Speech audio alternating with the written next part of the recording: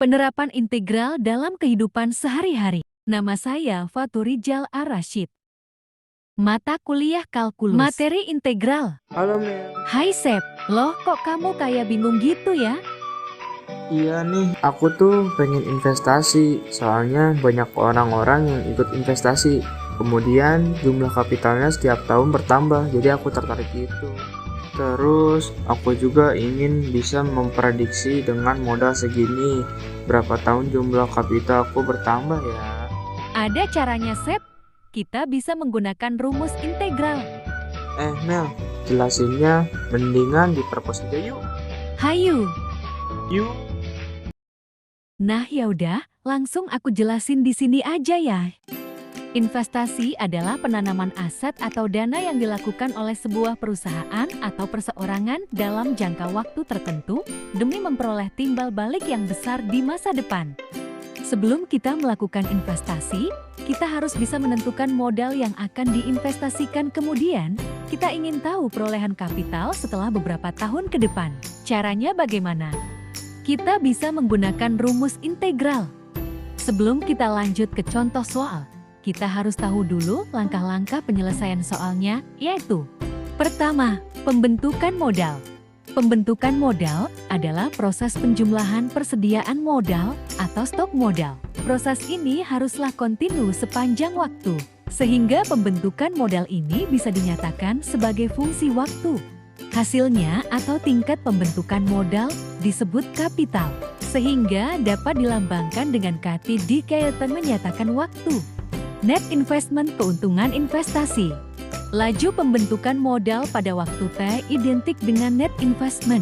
Net investment ditunjukkan dengan LT. Jadi, pembentukan modal K dan net investment L dapat menggunakan persamaan berikut.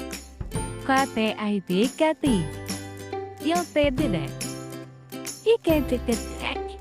Contoh soal. Tingkat investasi bersih perusahaan list company adalah L42 3/4. Pada tahun pertama, stok kapital pembentukan modal 100 JT rupiah. Berapa besar kapital yang akan diperoleh perusahaan pada tahun ketiga? Diketahui, investasi bersih perusahaan ke-1 42 3/4 stok kapital pada tahun pertama T1 adalah 100 JT rupiah. Ditanyakan, besar kapital pada tahun ketiga T3. Penyelesaian. Pertama-tama kita cari terlebih dahulu fungsi kapitalnya dengan cara berikut.